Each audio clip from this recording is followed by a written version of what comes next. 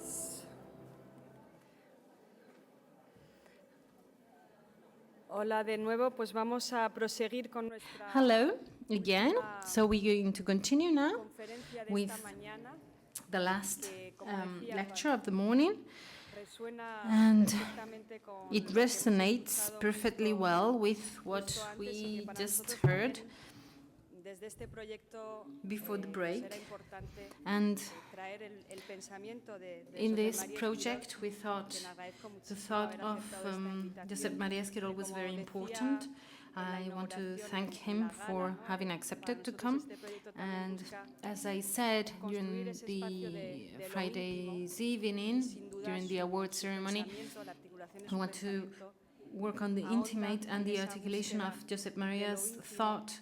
Su último libro humano, más Is in humano, fact se dwelling acerca a there esa antropología in también de the la herida, esa aspects herida more, de la that que are hemos more hablado intimate, ayer and his last por la book noche. also Los dejo con él y con esta conferencia searches ya this que he idea querido of the wound, titular La vibración and de las I will palabras. give the floor to him with this intervention entitled The Resonance of the World.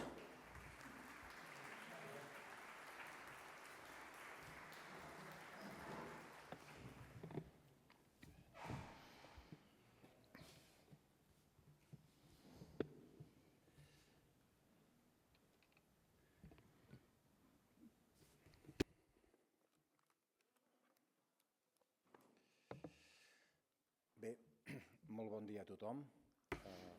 Good morning, Gràcies per la invitació everybody. a aquestes jornades. Thank you so much for having invited me to these Les fan possible. Trobades. I would like to thank Sandra for this and also everybody else that have made the event possible. I'm going to speak Spanish for logistics reasons. We've been convened to talk about dialogue and at the same time to bring dialogue to a higher level. Both things are appropriate and very good. As a starting point for my reflection, and also as the ending point of it, I would like to take something that I found in a lecture Albert Camus gave in 1948, entitled The Non-Believer and the Christians. In that lecture, we find something that resembles the title of these Trobades. The world needs true dialogue. And this expression is very interesting for me. So, what is it? What is a true dialogue? In that lecture, we can also read the program for tomorrow is the community of dialogue or conviction to death. In a solemn and significant way of the witnesses of dialogue. So, where can we find an extraordinary example of true dialogue, a model, a pattern? And I think we can find it in the core of the literary work by Camus. Before I go into it, I would like to prepare this idea with some thoughts about the word, about words, and in connection to the philosophical proposal that I've been working on during the last few years. The reference of the term dialogue is, in a certain sense, very wide. Also very obvious, but also at the same time not obvious at all. So we talk about dialogue as something that is obvious, but if we look at it carefully, we may end up missing what it is that we're actually referring to. So the question, what is a true dialogue, and in which situation should people be for the true dialogue to take place are, in my opinion, relevant questions.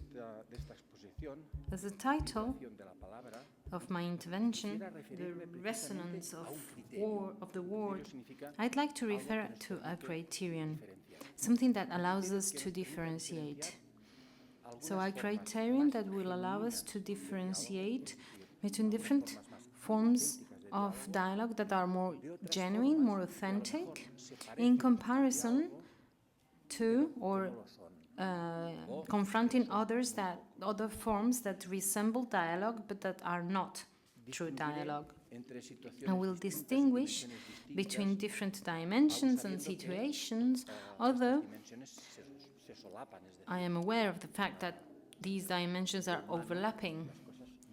We're human beings, and therefore things that are human are not pure, but mixed. So, nevertheless, in spite of the mixing of the hybrid forms, we may have a focus on one specific aspect or a different aspect, and I will call them these different accents. I will refer to them very quickly and then I will describe them a little bit more, but I would like not to be too long in any case.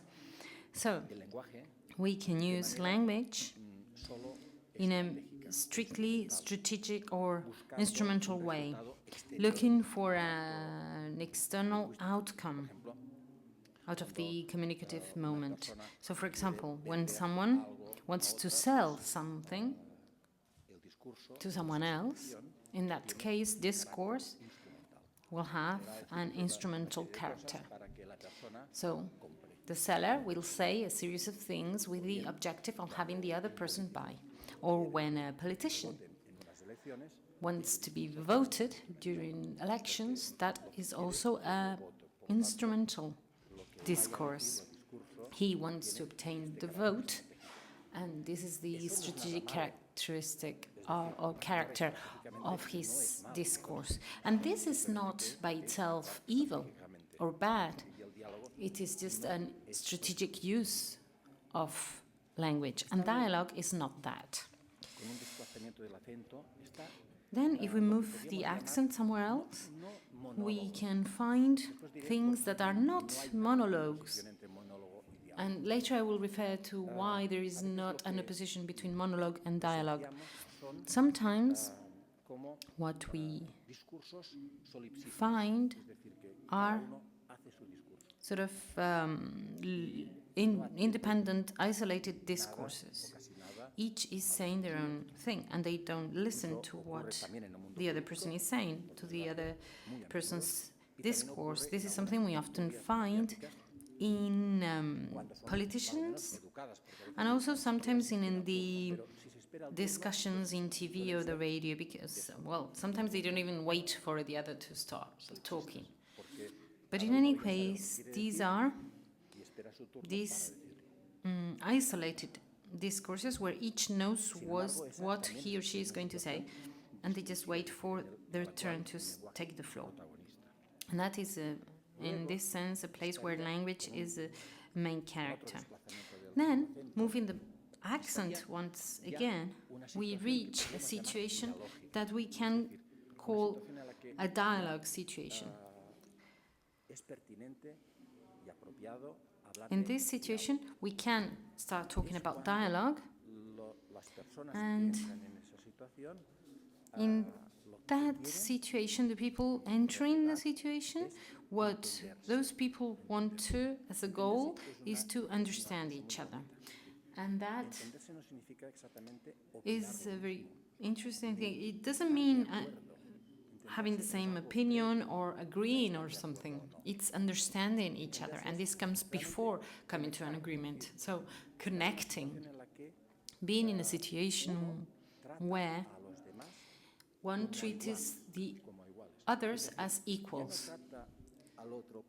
You're not treating the other person as a politician, adversary, or a potential customer for your product, but you're treating the other as a subject that is equally valid in order to be able to express themselves. So one recognizes the others as equals. In contemporary times, this has, for some authors, become the core of their discourse. It's been called the dialogic or ethical discourse, because they found that in this dialogic situation, ethic or principles do not need to be added, but values are already part of the act itself. In this attitude of understanding or acknowledging the other as equal and wanting to understand each other, there we already have the most important thing from the ethical and moral point of view. And this is what we consider the essence of democracy. The essence of democracy would mean that we all acknowledge each other as equally valid interlocutors to talk about things that affect us all, laws and common institutions. That would be the essence of democracy. That would be, in most cases, the result of a dialogic situation of this nature. Okay. Then, moving the accent again, we can see a series of dialogic situations where it is very important to listen. In the previous case, where I referred to understanding, it is also important to listen, but we can have a higher degree of importance for the listening, the act of listening. A situation where listening means that something special is happening. And this is linked to what we can call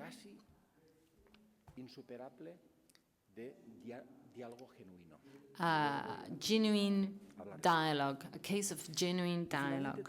And I will come back to this later. And then finally, there is a last move of this movement for this accent that I'm going to call with, in a sort of enigma, a mystery, the conspiration.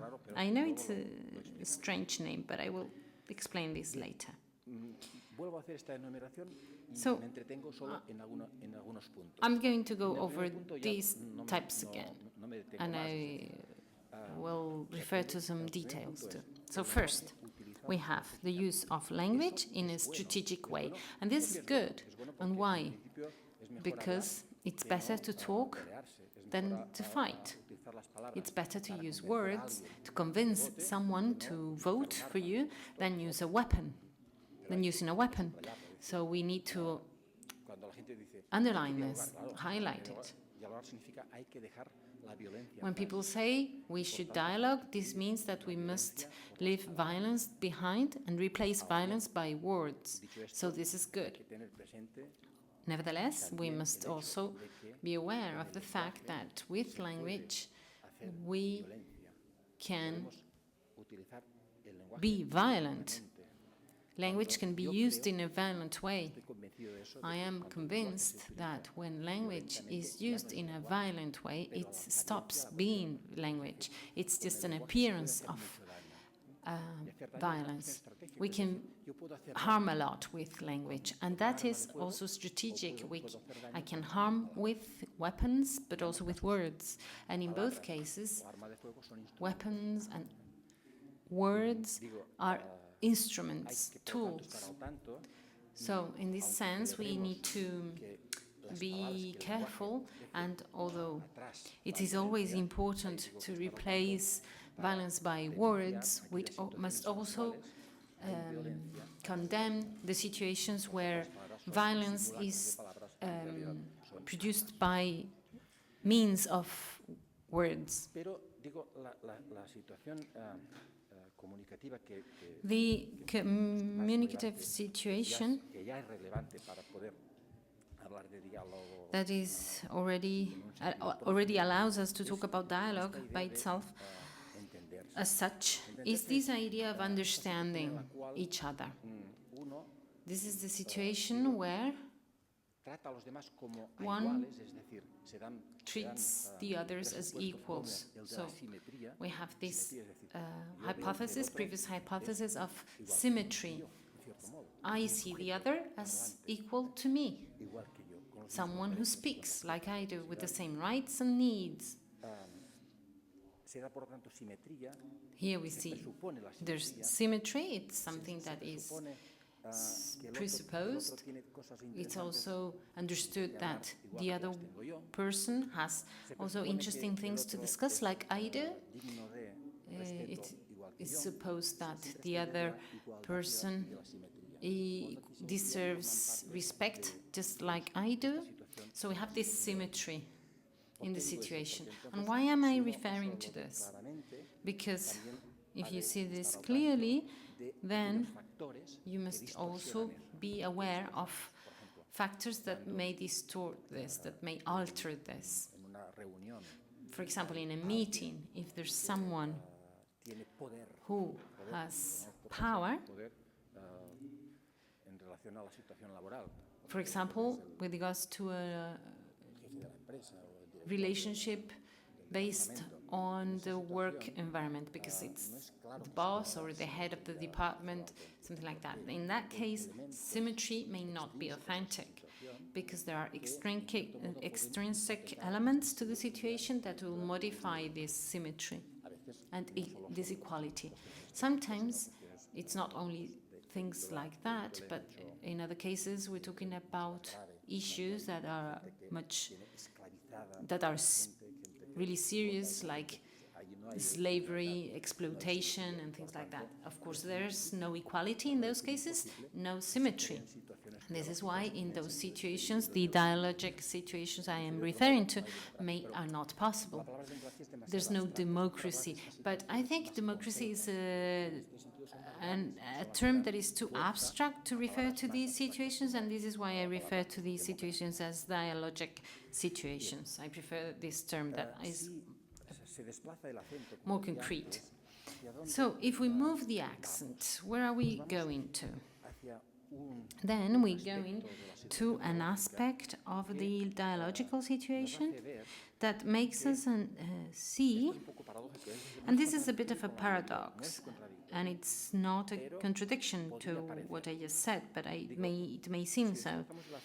But if the accent is moved, we reach a dialogical situation where one realizes that the center of gravity is displaced towards the word of the discourse of the other. And this means that the action is listening. And listening is difficult, much more than it seems to be, because it implies some sort of openness and to be truly receptive. So it means that something can reach to you. And this that may reach to you, may touch you, will determine how you will respond. You may have, it's not that you have something in mind you want to say and you're just waiting for your turn. No. Here we're talking about an event, as we can call it. Many things happen all the time, but in this specific case there are things that are occurring in a special way.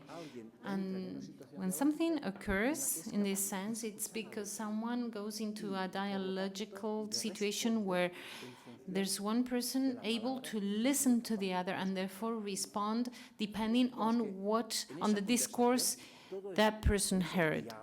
And in this dialogue, nearly everything is impossble to predict, because I will not know what I am going to say, because it will depend on what I am able to hear, to listen to.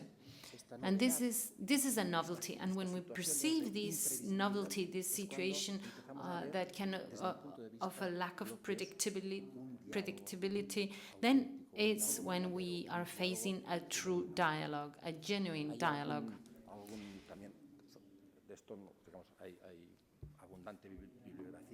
There are many authors that have written about this, and I can, for example, mention an author, Gadamer, for example, a contemporary author who says, in true conversation, something truly happens, truly occurs. I do not know what the other is going to say to me, because also I do not know what I am going to say. Another one says, a dialogue is something in which one goes into, so you enter the dialogue. Dialogue is something one enters, so this is a topological difference. Spaces are very important, but the spaces are created by circumstances, material circumstances, dimensions and so on, but they can also be created by personal attitudes, and we each create a type of space, and this that is created will mark a difference. And it will be relevant to say, therefore, that someone enters a place. And this is because those places are different, these spaces are different. So here it goes. A dialogue is something one enters, one with which one engages, something out of which we do not know what the outcome will come, something that cannot be cut without violence, because there's always something that will be pending to be said, will still to be said. And this, he adds, this is the criterion of a true dialogue. So there's always something still to be said, because the most important thing is given in the infinitive form. So the dialogical situation is the most important thing in a dialogical situation. So it's not about saying it all. It's about the fact that you can continue listening. And therefore, dialogue in a certain sense is never-ending. It's like a good friendship. A friendship is a true dialogue, and it's never-ending. How could it end? It could only end with violence, as we've heard. That violence is the interruption of dialogue, is the interruption of the word. And this is why violence is always very harsh, although sometimes it may be accompanied by themes that simulate words. So nevertheless, behind this dialogical situation that I am explaining, I think there is something that is worthwhile revealing.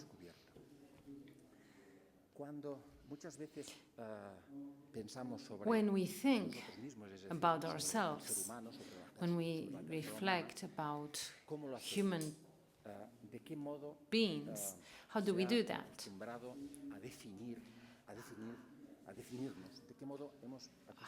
How have we become accustomed to defining ourselves? We've become used to defining ourselves in terms of power. And I'm using the term power in a very wide sense, not only political power, but sometimes we see things such as who's the human being, the one who's got the capacity or the technical power. And what does that mean?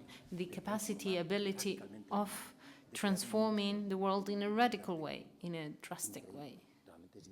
And that's incredible, really impressive. But we also say that the human being is the animal who has the word. That's it. The power of the word, who has the power of the word, of speaking. So I wonder, is this description of the human being in terms of power, is it correct? Well, it's not wrong, because it's true. How can we deny, for example, the incredible technical power? How can we deny the incredible power of the word? These things cannot be denied, but couldn't we consider, for example, isn't there something that would be deeper than this ability? Is there something That would be deeper than that. que intentaré mostrar por qué I'd like to show an example, share an example to try and show why this situation is displacing from a first impression of power to something else. And here I'm referring to the act of making a promise. This is an extraordinary act. somos los únicos que prometemos. We, as human beings, we are the only ones who make promises. We give our word. Ahora voy a hablar de promesa. And I'm going to talk about promises. Promesa no lo hago solo And when I do so, de la promesa explícita. I'm not talking about an implicit No hace promise. falta decir te prometo que harás. We don't need to say, I promise I will Promesa significa do this, una to especie de compromiso. make a Es promise. cuando A alguien, promise is a sort of otra persona commitment. que puede contar It's saying puedes that you contar, can count on puedes me. contar. Y You can además, count on me. muchas veces no hace falta ni decirlo, And porque el gesto, la presencia Often ya you es don't need to elocuente. say the Tú ya sabes words. que puedes The contar. gesture, the presence there are already telling you that you can count on that person. And when you know you can count on that person, it's because you know the person is making a promise to you. And if we analyze it, Es extraordinario, es admirable. we can see that this is extraordinary, marvelous, Tanto es así outstanding. que un autor de los más It is agudos so, Nietzsche, and Nietzsche, in this sense, in his genealogy of the moral, one of his books, he says the following, and I will quote, criar un animal al que le to sea lícito breed an hacer animal promesas.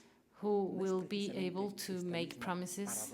Isn't it this same paradoxical task that the nature has considered when with regards the human being? Cree que incluso podríamos Nietzsche poner la promesa Nietzsche even thinks capacidad that de promesa, es decir, this ability to promise, this power to promise, could in fact be the most essential thing in y da una human definición beings. que me parece una maravilla. Dice, And he de says, la promesa. there's a definition for promise. Se trata de He un says, activo it is an asset no querer volver a liberarse. No.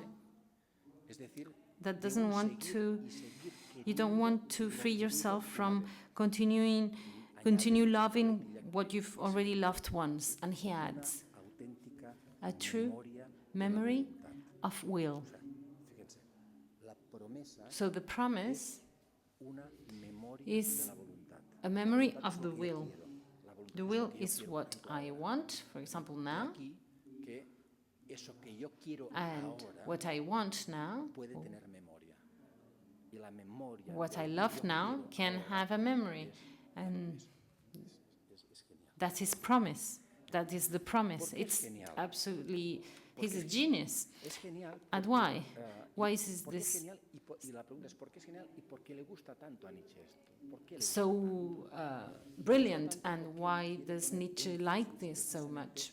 Because he wants to focus on our power, our ability, capacity to dominate everything, to cover everything. Y la promesa And the es un promise poder is a power precisamente lo that más incubrible. covers Es decir, es what is the un most poder impossible to cover. aquello que más se nos That it's a escapa, power aquello que más se nos over things that escape from us. escapa, sin ninguna duda. And that's, of course, Es the decir, future. El mañana.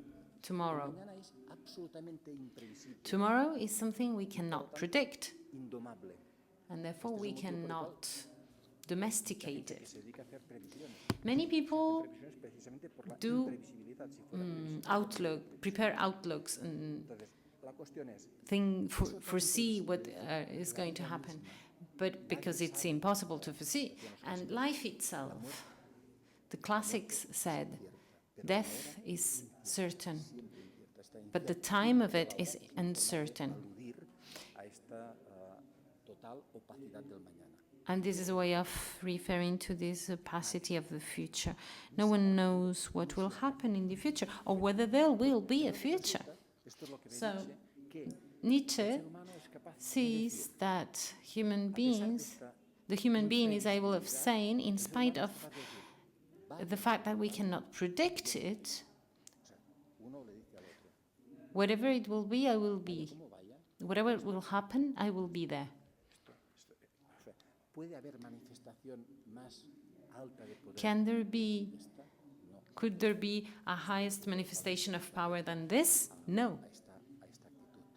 This attitude is extraordinary. Then, of course, there could be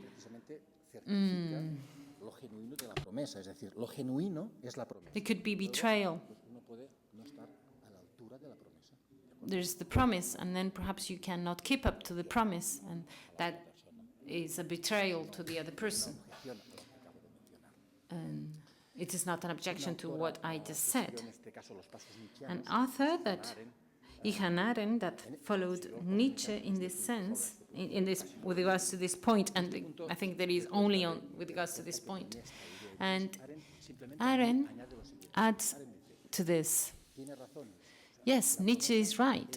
The promise is our will to face the unpredictability of the future. But there's something similar to this, which is forgiveness. So the forgiveness to face the irreversibility of the past. So irreversibility of the future is something that cannot be overcome. We cannot overcome the unpredictability of the future. What is in the past will stay in the past, and this is irreversible. And there's no way we can change that. That's how it is. It's not possible to go back. And Arendt says the power of forgiveness, because this is something like, in spite of what happened, in spite of this, that we're not going to forget, in spite of this, nevertheless, we can sort of restart.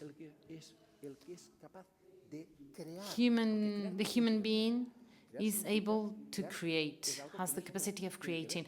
And this is something that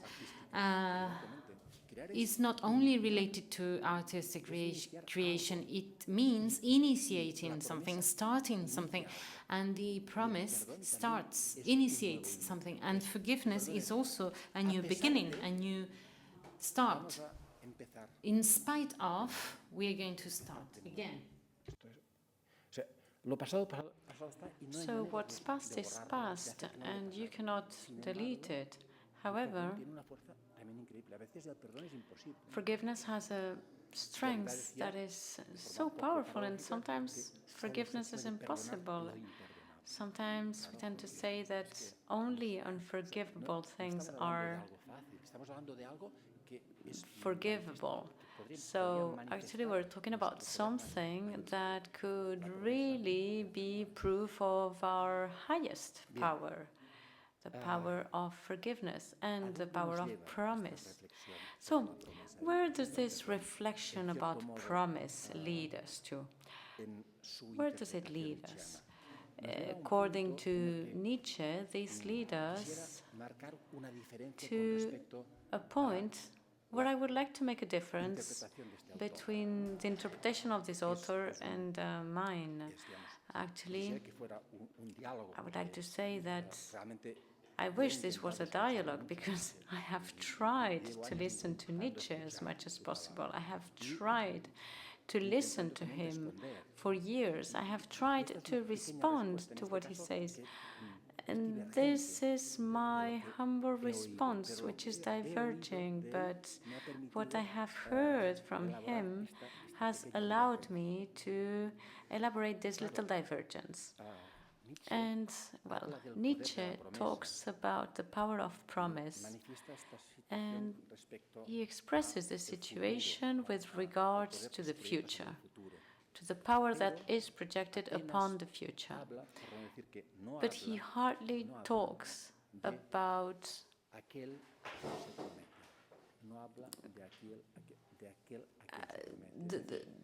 that to whom the promise is made. I mean, there's an individual which promises, but that individual promises to somebody. So could we focus on that to whom the promise is made. If we could do that, we could say that the promise itself is not an exercise of power. Of course it is, yes, okay, granted, but not mainly. And why is that? Because one promises when something has touched upon that individual already. I mean, there is something that has moved somebody to make a promise. So this is why one promises.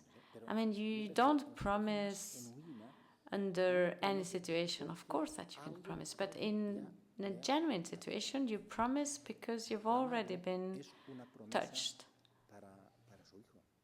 I mean, a mother is a promise for his son. Why? For his child. And the child has been affected already. I mean, the child is inevitably affected. So the mother will be a promise because the mother is inevitably saying to the child that she will be there. But is it just falling from the sky? No, not at all. This comes from the situation that the child has produced in the mother. And why am I promising? Well, because I'm promising because my friend or interlocutor has accepted the promise. So there is this kind of commotion, and the other responds with a response. And I'm sorry for repeating this. And this small nuance is not minor, because this nuance allows us to understand human beings not in terms of power. Okay, well, yeah, in terms of power if you want, but more profoundly, more radically. And I would like to say something. Sometimes we tend to think that things are either or, but this goes beyond. I mean, human beings are powerful, but is there anything that is more radical than this power? And when I talk about radical, remember, radical comes from the word root. So, is there anything more radical, in other terms, more profound? Is there anything deepest than this human side? And this is related to its possibility to affect, to damage, to exercise a trace. And here, the words that almost become synonyms are the words acceptability, vulnerability, and sensitivity. And when we talk about these words, we're talking about, what does it mean, sensitivity? Sensitivity is being sensitive, being able to receive. Of course, we should start talking about sensitivity without being too sensible, because sometimes discourses are a little bit, let's say, cheesy, right? Sensitivity is a major word. This means that we are sensible, but also it may mean that we are sensitive. And being sensitive, being sensible, you know, this is what leads us to talk about a broken heart or a wounded heart. So why? Why is there a wounded heart? Well, because commotion means that there is motion and touch. And somebody may feel touched or embraced by life or by death. And these are fundamental acceptions.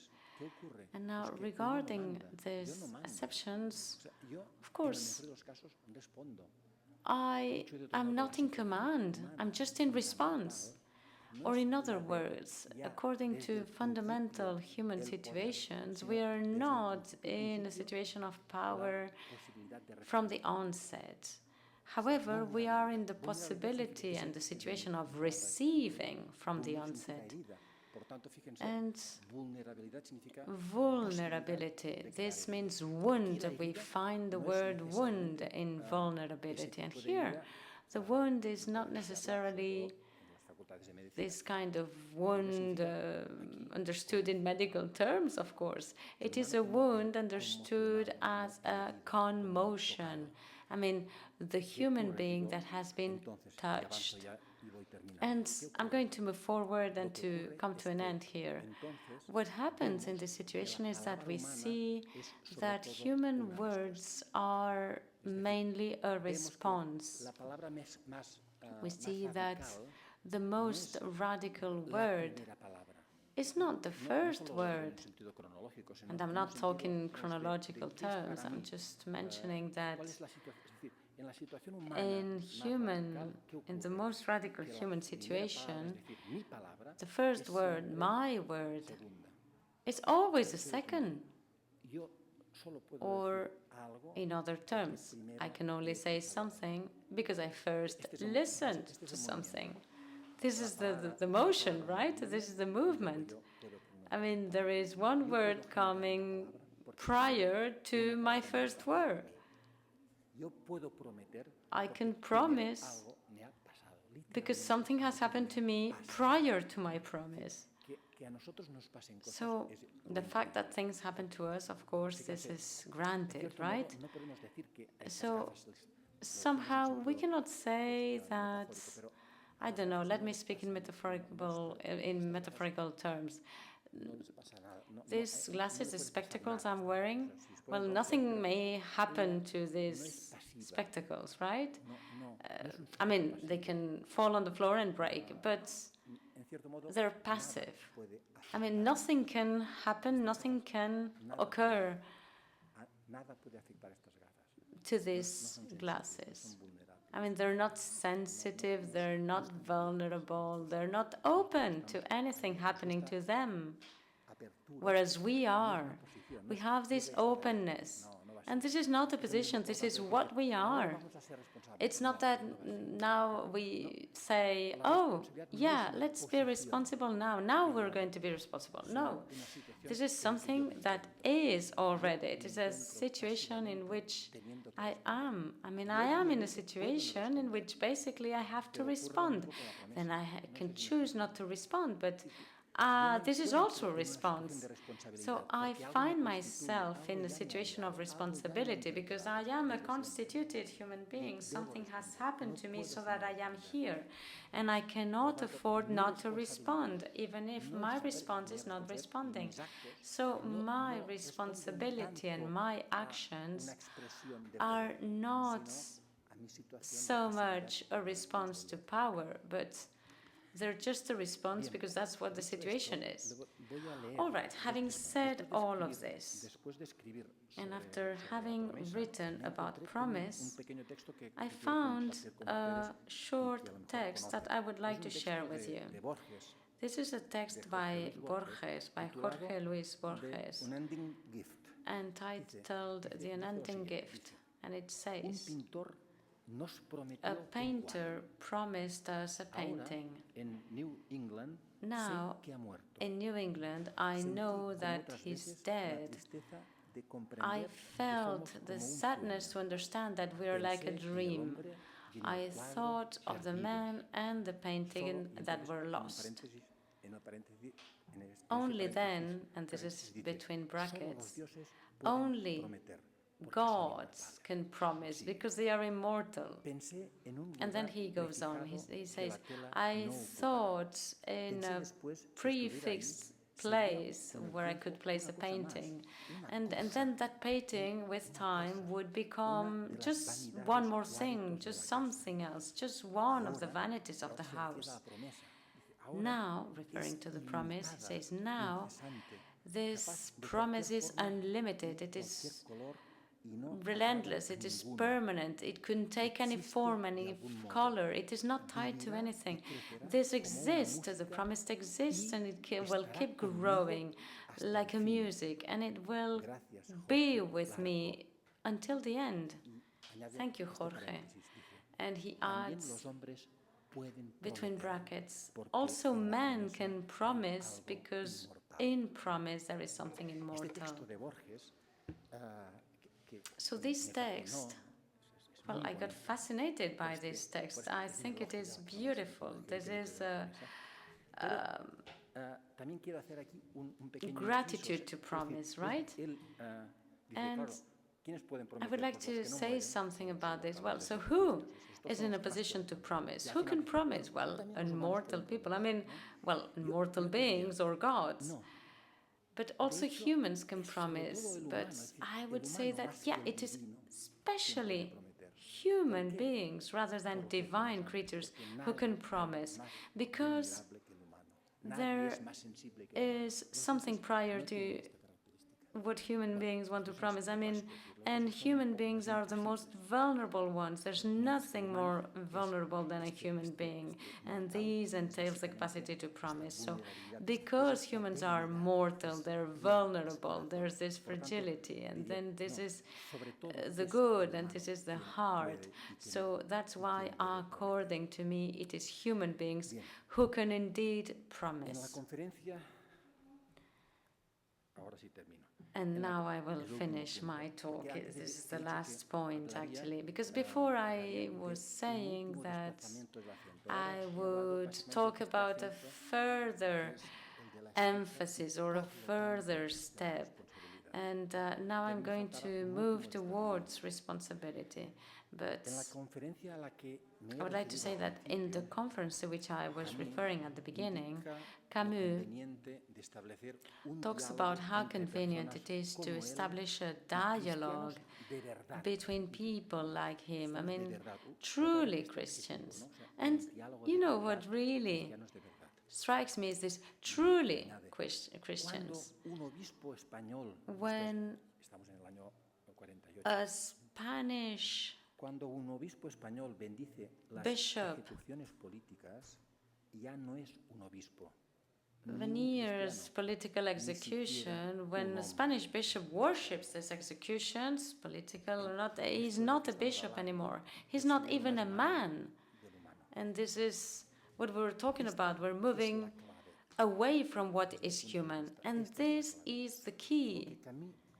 What Camus is sharing with true Christians, what is it? What is he sharing? And I'm quoting here.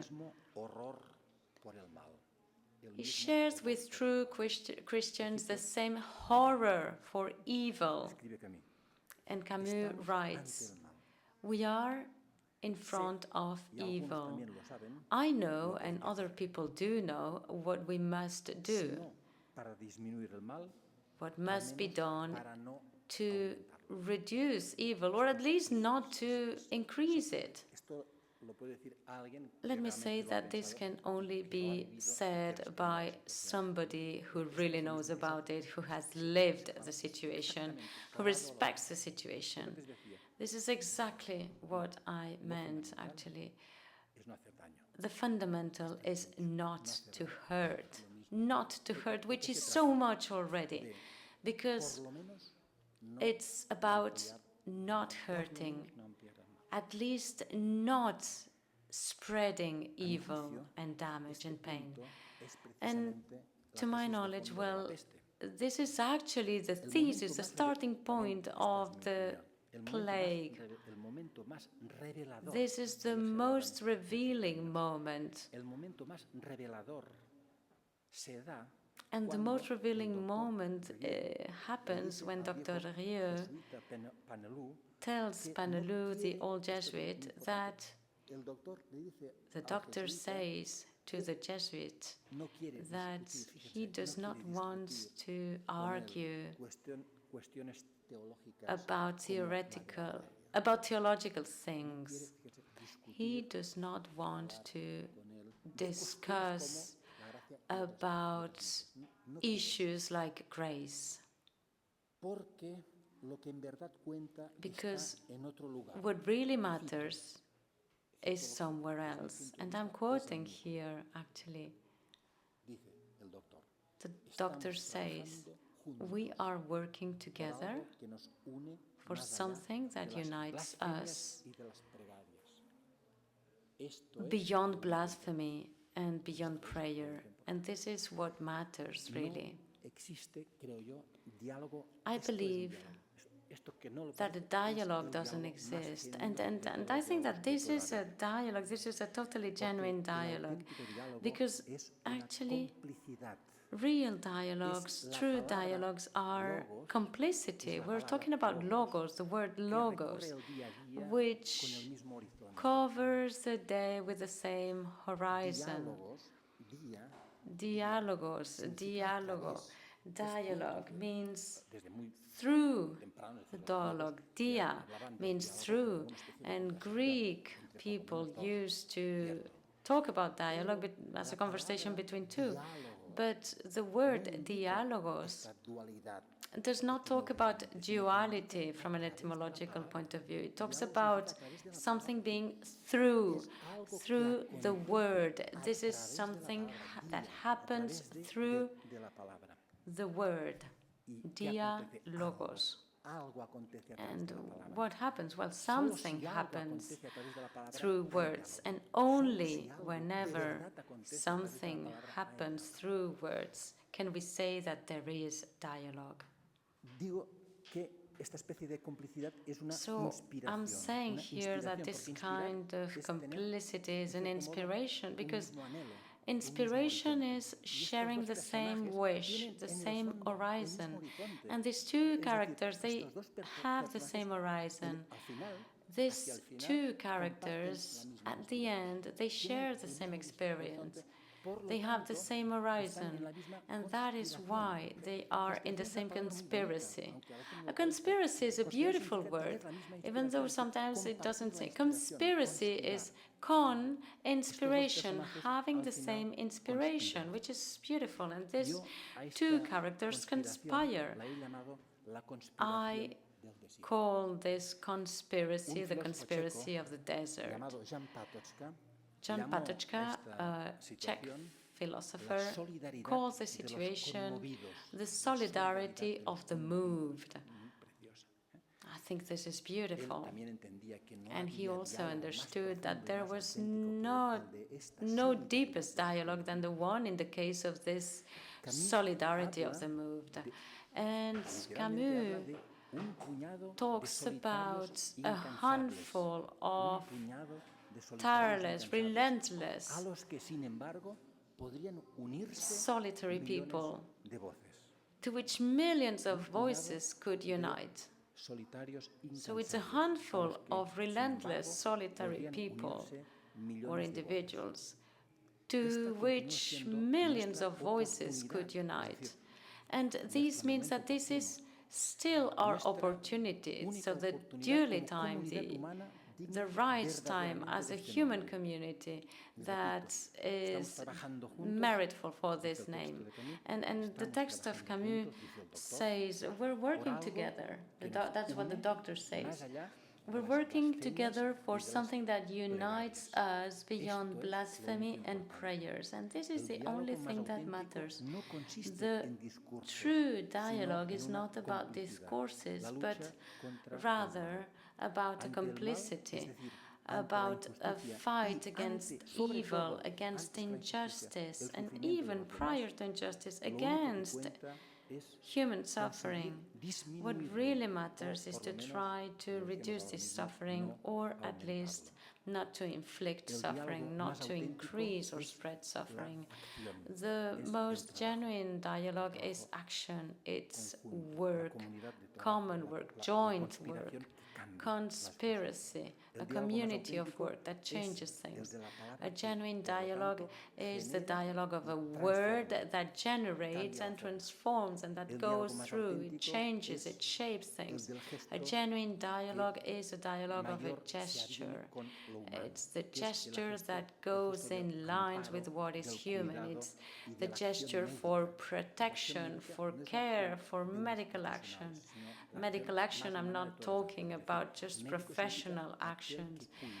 Medical action is the one that provides care. We are all these carers, right? Medical doctor is not only the name of a profession, that's the name of the person who cares. And the most authentic dialogue is a medical dialogue. And everything that vibrates in depth. Everything that vibrates is medical and it cares. And actually, Camus' writing is medical, it cares. It takes into account all the carers as well, because they all are part of this path, of this dialogos, which is so ancient, and this is the conspiracy of the desert. We're working together for something that unites us beyond blasphemy and prayers, and this is important. Thank you very much.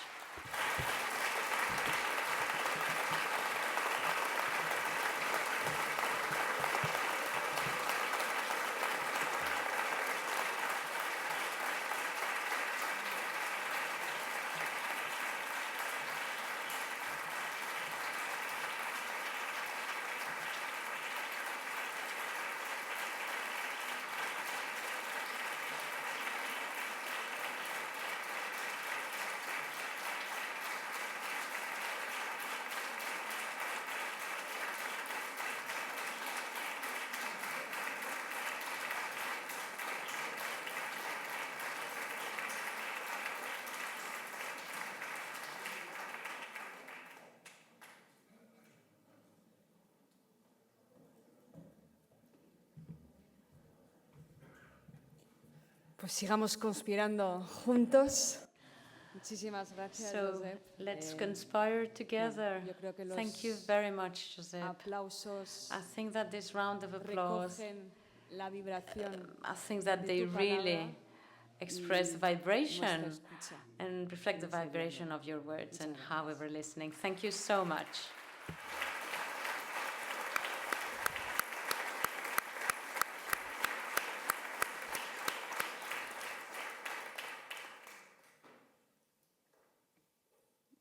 Yo creo, salvo que queráis I entrar think en... that unless Josep se ha ido, pero bueno, si queréis I think retomamos. Josep is not here anymore, but Bueno, yo creo, if ¿no? I may, well, I think Nos that vemos esta it is tarde better that we a resume las the 4:30, session later on bueno, para at seguramente 4:30, seguir 4:30 conspirando, como he dicho, p.m. to y keep os cuento conspiring más luego, together, hasta las and 4:30. then we will start again. Sí, la Thank you very salida, perdón, much. sí. And about, well, how we leave the room. Sí, disculpar. Please, yeah, my apologies. We're going to leave the room De orderly. acuerdo, perdón. Sí, perdón, si podemos intentar hacerlo en orden, que no lo hemos hecho. Yeah, Van we're going to saliendo los de try arriba, to cuando leave the estén room saliendo orderly. los de arriba, First, vamos a well, ir the people las who are filas, closest intentar. to the exit, and then little by little on the others. Suivez les instructions.